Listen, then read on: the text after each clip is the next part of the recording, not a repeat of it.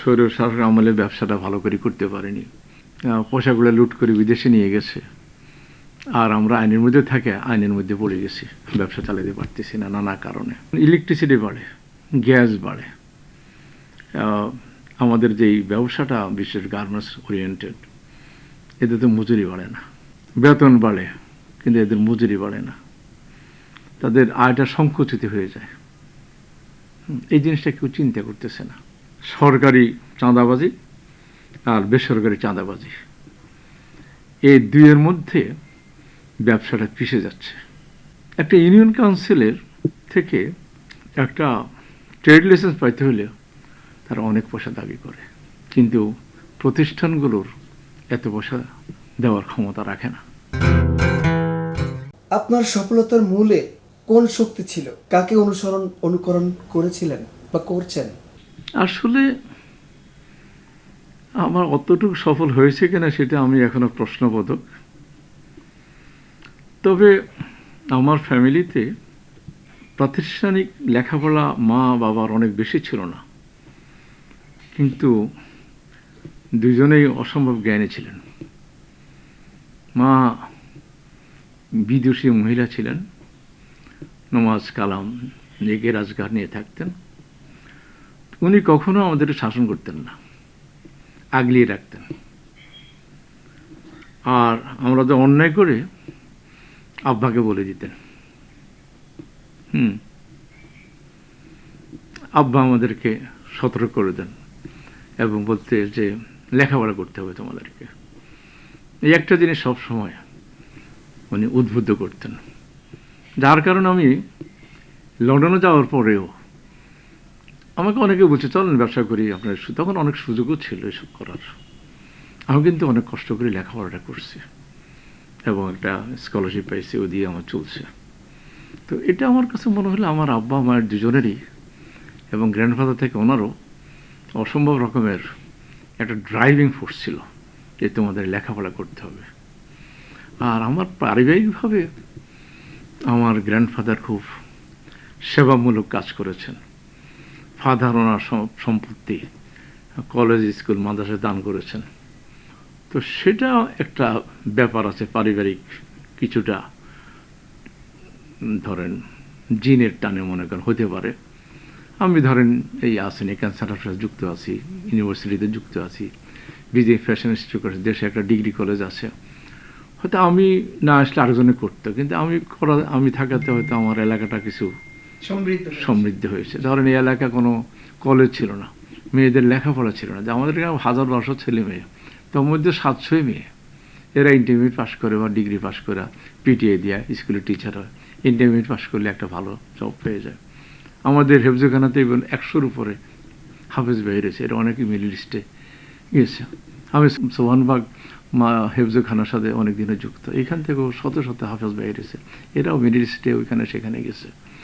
তো আমি মনে করি দেশে আসাতে আমি এই সেবাটা আমি দিতে পারছি।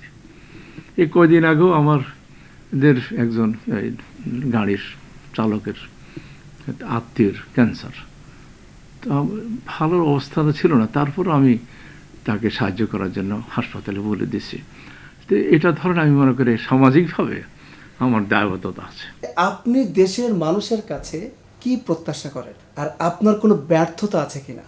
আমার ব্যর্থতা তো আছেই, যেমন আমরা দিগন্ত টেলিভিশন চালাতে পারিনি, যেমন স্বৈর শাসক আমলে ব্যবসাটা ভালো করে করতে পারিনি, বা এই আমলেও আমরা অত সাহায্য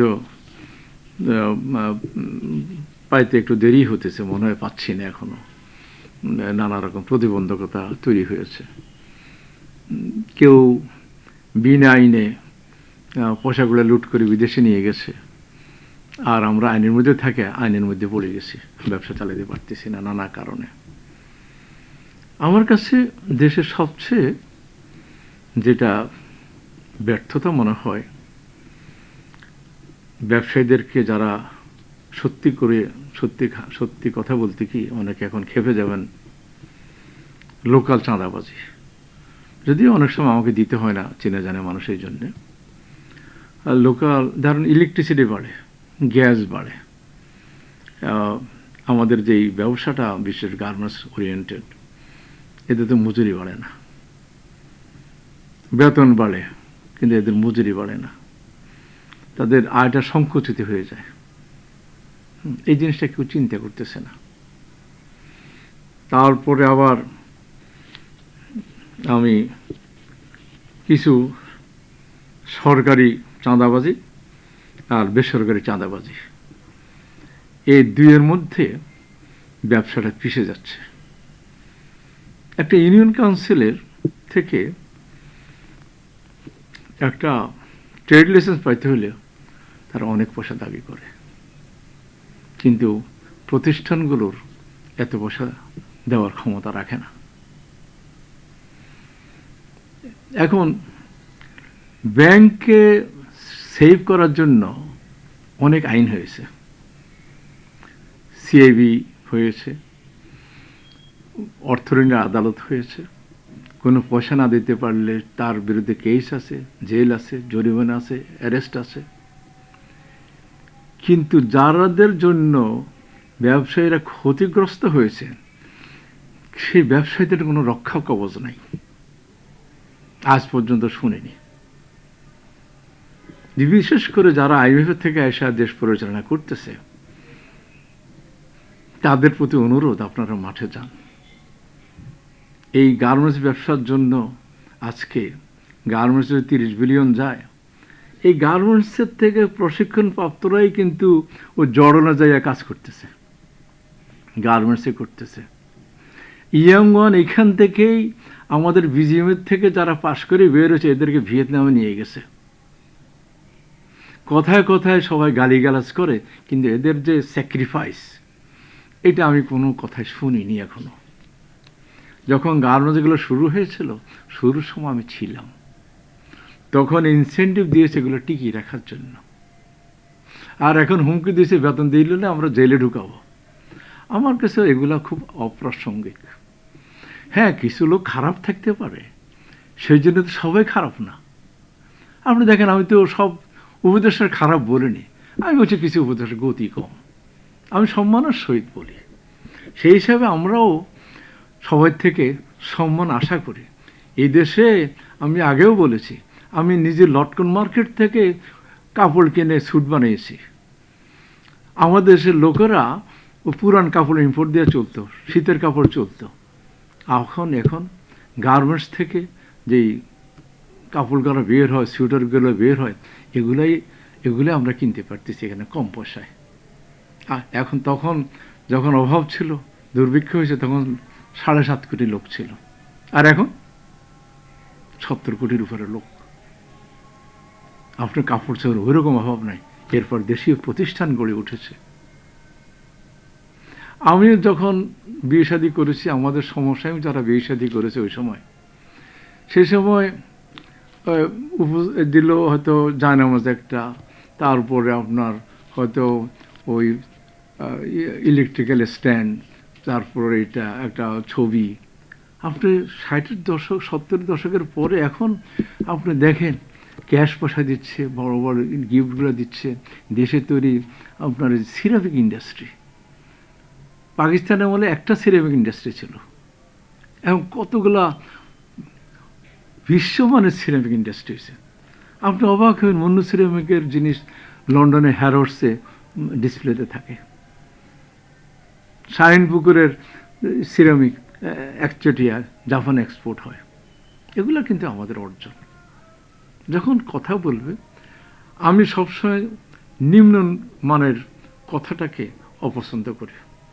যারা উপদেষ্টা, জ্ঞানীগুণী মানুষ, যাদেরকে এদেশের মানুষ ফলো করবে, তাদের জিহ্বাটার লাগাম থাকা উচিত। How to talk, how to deliver. নতুন প্রজন্মকে কি নসিহত করবে? Education, education and education.